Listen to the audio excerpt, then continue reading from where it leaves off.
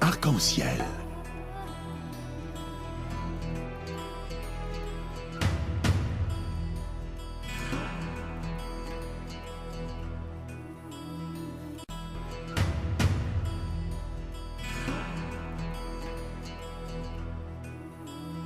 Mesdames et messieurs, retour au direct. Et comme ça a été annoncé, nous sommes heureux d'être en ligne avec monsieur Sébastien Boussois. Bonjour.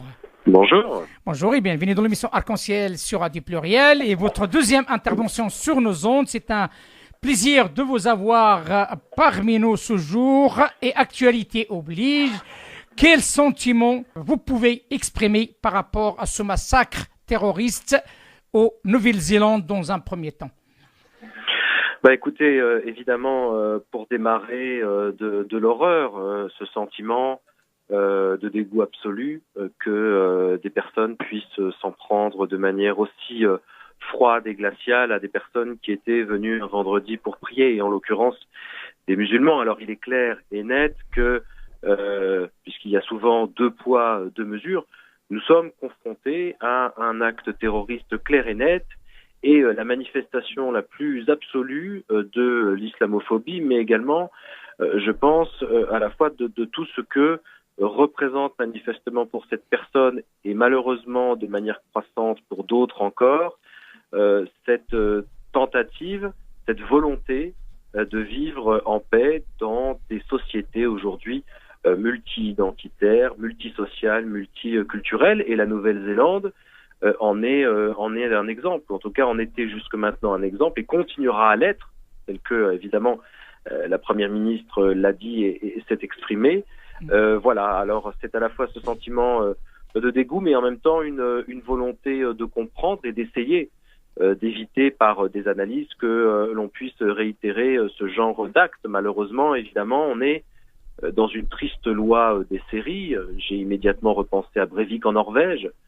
J'ai pensé dans un scénario identique à Alexandre Bissonnette au Canada, qui s'en était pris, là pour le coup directement à des musulmans, à la mosquée de Québec, au Canada donc. Et le dernier fait en date avec Tarek, qui l'a dit aussi de manière très froide et terrifiante, que même en étant australien, il avait souhaité commettre cet acte odieux en Nouvelle-Zélande pour expliquer à tout le monde que finalement aucun musulman, ou en tout cas aucune menace ne sera épargnée pour répondre, et en tout cas pour défendre cette idéologie suprémaciste jusqu'en Nouvelle-Zélande, c'est-à-dire véritablement aux antipodes, puisque la Nouvelle-Zélande, quand vous prenez une pomme, une planète, que vous plantez une aiguille, la Nouvelle-Zélande est exactement aux antipodes de chez nous. Il faut bien préciser à notre auditoire que M. Sébastien Boussois est docteur en sciences politiques, chercheur associé à l'Université libre de Bruxelles. Donc, c'est quelqu'un qui connaît parfaitement le monde musulman, puisque tout simplement il est expert en terrorisme et radicalisation et écrivain. Vous vivez dans un pays et vous connaissez parfaitement un pays où il y a un grand nombre de musulmans, notamment la Belgique. Ma question, avant d'y aller plus loin sur ce dossier de Belgique, que représente pour vous cette théorie, et est-ce qu'il est bel et bien présente aussi en Belgique, la théorie du grand remplacement et ce discours haineux de l'extrême droite? Alors, par définition, puisque c'est une théorie, elle demanderait évidemment à être prouvée, et elle n'est présente nulle part, c'est-à-dire qu'elle n'existe pas en tant que telle. Il n'y a pas d'agenda déguisé ou caché qui voudrait nous expliquer ou justifier que finalement l'islam ou les musulmans seraient là pour progressivement remplacer les populations européennes. Par contre, les tenants de ce discours sont un certain nombre, ont tendance à en passer par des phases d'islamophobie, d'arabophobie, et puis de développer petit à petit ce type de théorie que Renaud Camus, l'écrivain, a, je dirais, vulgarisé il y a un certain nombre d'années, et qui se révèle aujourd'hui être un argument qui compte et qui a du poids dans les mouvements suprémacistes de l'ultra-droite, voire néo-nazi. Et on est dans une situation où, que ce soit en Belgique, en France, en Nouvelle-Zélande ou dans un certain nombre de pays occidentaux, on assiste petit à petit avec, je dirais, une augmentation des tensions et de la stigmatisation des communautés musulmanes, à une augmentation qui n'est pas forcément directement liée, mais qui correspond à un contexte économique et social de montée des populismes, de montée des extrêmes droites.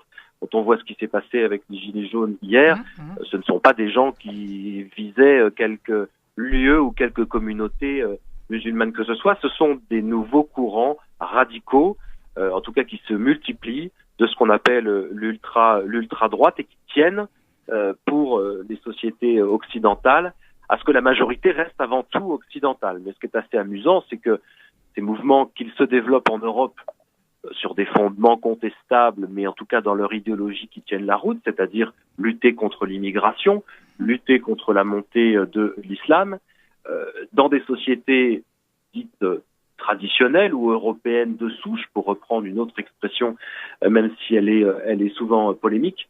Là, on vise des sociétés occidentalisées ou des sociétés neuves, que ce soit le Canada avec Bissonnette ou que ce soit Terence avec la Nouvelle-Zélande. Nous sommes quand même dans des pays directement d'immigration. Et que les premiers immigrés sont quand même bien les Blancs dans ces pays-là. Dans ce qu'ils ont fait à l'égard des populations dites autochtones, dans ce qu'ils ont fait ensuite en fermant pratiquement les portes ou les écoutilles, ou dans cette volonté-là, comme le fait l'Australie depuis quelques années, de freiner l'immigration je dirais, dite extra-européenne, ou en tout cas venant des pays en guerre comme la Syrie, l'Irak ou l'Afghanistan. Donc c'est vrai que la Nouvelle-Zélande, on ne s'attendait pas à ça, il y a cette tradition multicommunautaire, mais il y a des personnes qui tentent d'agiter le drapeau blanc et qui tentent probablement de constituer des modèles ou des exemples.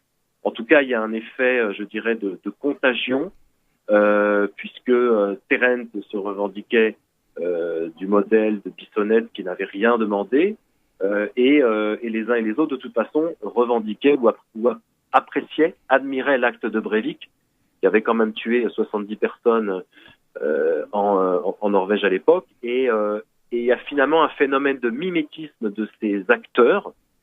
Je dirais pas qu'ils deviennent des martyrs, parce que bien souvent, ils restent vivants. Ce qui est intéressant, c'est que ces mouvements se développent, réutilisent et réexploitent les pires discours haineux contre lesquels nous, en tant que spécialistes ou chercheurs sur les phénomènes de radicalisation avec un S, on tente aussi d'agir pas uniquement sur le djihadisme, puisqu'on est un peu dans cette obsession en ce moment, mais je pense qu'en l'étant, on néglige une grande partie de la montée des mouvements d'ultra-droite.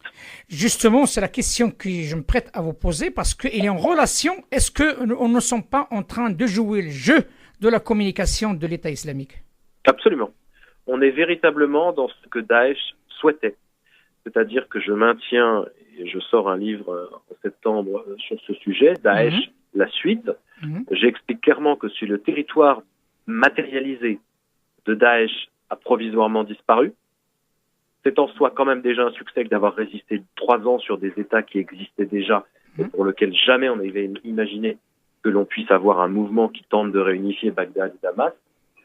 Mais deuxièmement, dans la communication de Daesh et dans les projets de Daesh, il y avait un objectif clair, semer la zizanie ou attiser les sentiments qui permettent d'approcher petit à petit des phénomènes de guerre civile dans nos pays.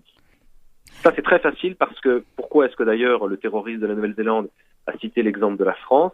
C'est que je pense que la France et la Belgique sont des laboratoires types de ce qui pourrait se passer. Pourquoi?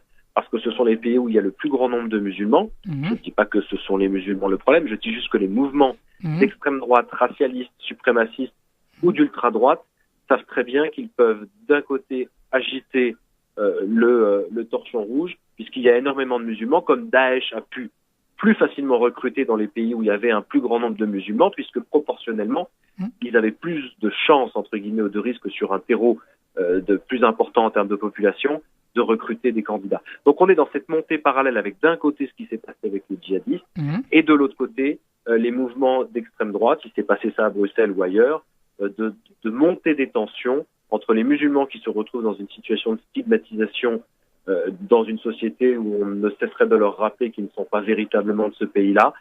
De l'autre côté, des mouvements d'extrême droite qui aujourd'hui sont d'ultra-droite, qui aujourd'hui sont clairement décomplexés, qu'il y a aussi des actes comme ceux auxquels on est en train d'assister, c'est parce qu'il y a des populismes, il y a des hommes politiques qui savent très bien utiliser ça. Je pense à Donald Trump en premier. Quand on a des discours ou des propos comme Donald Trump, à l'égard de toute personne qui n'est pas WASP, qui n'est pas directement blanche, et qui peut être perçue pour des discours purement racistes, haineux et xénophobes, ces personnes se décomplexent largement dans le monde entier. C'est le risque qu'on a de processus, de germes de guerre civile et de choc des civilisations tels que Huntington l'avait prédit et que nous, on a toujours cherché à fuir, puisque ne croyant pas en le culturalisme, mais une inquiétude dans nos sociétés, bien sûr, entre d'un côté les populations dites d'origine immigrée et les populations entre triple guillemets dites d'origine. Vous ne trouvez pas comme quoi, après la défaite militaire de l'État islamique, nous vivons une guérilla interposée entre ces extrémistes de droite et l'État islamique, sur le dos, bien entendu, des démocrates musulmans et aussi non musulmans? Il est clair que Daesh a bon dos pour un certain nombre de choses. Daesh a eu bon dos pour maintenir Bachar el-Assad au pouvoir. Daesh a eu bon dos pour maintenir un niveau sécuritaire dans les pays européens bien plus important que le préventif, alors qu'on essaye toujours de défendre l'idée d'un investissement dans la prévention des radicalisations et pas uniquement dans le sécuritaire qui arrive en fin de course et qui ne sert strictement à rien, si ce n'est rassurer les populations, mais ça c'est encore un objectif et je peux comprendre que les populations inquiètes soient contentes de voir des militaires à chaque coin de rue. Et c'est bien sûr évidemment le parachèvement de cette fameuse guerre mondiale contre le terrorisme qui, au nom de Daesh ou d'Al-Qaïda, ont permis de maintenir ou de faire revenir au pouvoir dans les pays arabes ou ailleurs des régimes populistes, anti-immigrés, anti-musulmans et anti-djihadistes, ça je comprends que ce soit tout à fait normal, mais qui savent surfer sur les peurs des populations. Et de l'autre côté, dans les pays musulmans, avoir enterré les printemps arabes, ne pas avoir un exemple, à part peut-être encore la Tunisie, mais je dirais de régimes qui puissent favoriser la démocratisation, le développement, l'épanouissement des sociétés civiles, la libéralisation des mœurs et des droits des citoyens, au nom du sécuritaire, au nom d'un autoritarisme qui serait brandi justement pour éviter de nouvelles dérives ou de nouveaux mouvements. C'est ce qui s'est passé aussi en Algérie. Bouteflika a surfé depuis des années sur cette théorie de cette peur du chaos qui a cadenassé, je pense, un peu trop longtemps les Algériens, qui les a empêchés d'essayer de prendre de l'avance, en tout cas de rattraper le retard sur le processus dit de démocratisation. Et avec ce qu'on voit aujourd'hui, le niveau élevé de citoyenneté à travers ces mouvements pacifistes, on voit que c'était effectivement possible et que l'argument du chaos était uniquement une instrumentalisation du pouvoir, mais il était clair que Bouteflika et le régime défendaient cette idée en prétextant que le djihadisme pourrait être à la porte de l'Algérie, l'islamisme et toutes ces choses-là, puisque l'Algérie avait vécu la décennie noire. Donc on voit bien qu'effectivement, ces groupes qui apparaissent, et pour moi qui disparaissent provisoirement, parce que je pense qu'a priori, on devrait avoir pire que Daesh un jour ou l'autre, parce que le sens de l'histoire l'a toujours prouvé depuis les années 70, parce que l'Afghanistan a toujours été une terre de recyclage, parce que le Sahel est devenu une terre de recyclage du djihadisme, parce que les combattants qui ne sont pas morts ou qui ne sont pas revenus dans leur pays sont partis sur ces terres de djihad, se recycler. Et quand on voit que ceux qui ont commis les actes terribles de la décennie noire en Algérie étaient des vétérans de l'Afghanistan, je suis persuadé que malheureusement, au nom de Daesh, au nom de tout ça, des vétérans de Daesh qui auront vécu Daesh en direct seront peut-être demain les nouveaux seigneurs de guerre qui nous causeront bien des soucis en Afrique, au Moyen-Orient et peut-être même dans les Balkans au sein même de l'Europe. Je pense bien sûr notamment à la Bosnie-Herzégovine. Il me reste une toute dernière question concernant un pays que vous connaissez, qui est d'actualité, c'est la Belgique. La Belgique, récemment, donc il y avait 3 intervenants ici dans l'émission Arc-en-Ciel sur Radio Pluriel, suite au départ de l'Arabie Saoudite de la gestion de la grande mosquée de Bruxelles.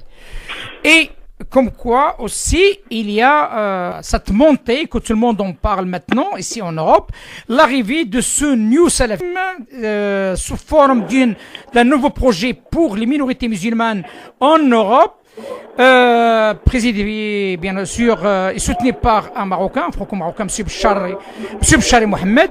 Comment voyez-vous l'arrivée de ce nouveau programme sans tenir compte de l'importance de cette population musulmane et leur façon de faire et leur citoyenneté autant que belges ou bien français ou autres sans tenir compte de leur poids et on impose des idées et des valeurs venant d'ailleurs.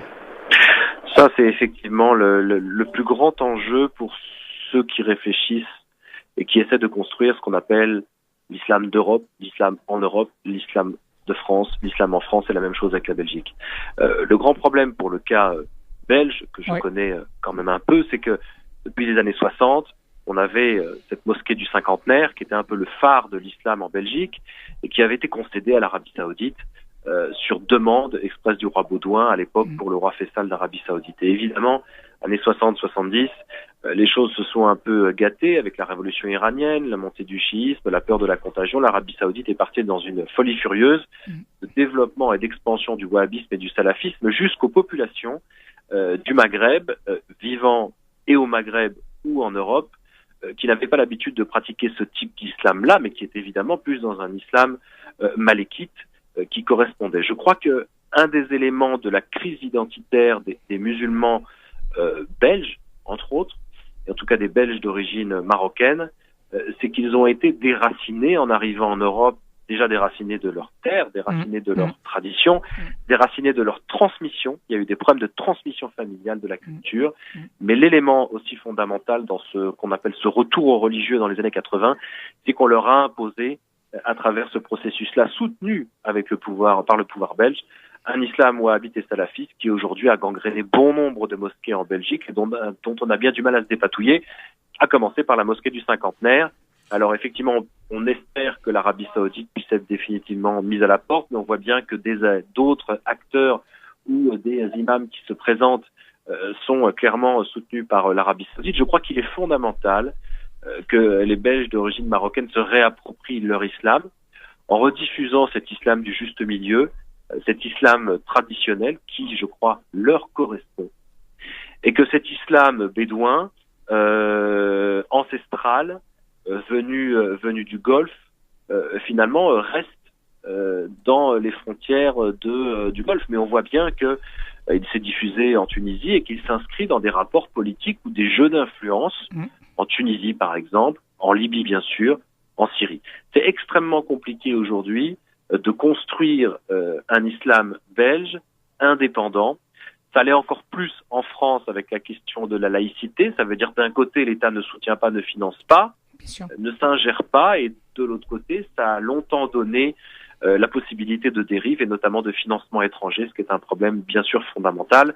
Je crois qu'on doit revenir à la tradition de la zakat et de l'aumône et du soutien d'un certain nombre d'associations ou de mosquées qui se fassent en interne par les pratiquants, par les fidèles et uniquement par eux. Monsieur Boussois-Sébastien, merci infiniment par rapport à cet éclairage fort intéressant et je vous dis bon courage par rapport au Salon du Livre. Hein. Donc, vous avez pris la peine de nous répondre à nos questions. Sincèrement, ça nous touche à titre personnel. À très bientôt. Allez, merci, à bientôt. Très bientôt. Au revoir, monsieur. Au revoir. Au revoir. Au revoir. Arc-en-ciel.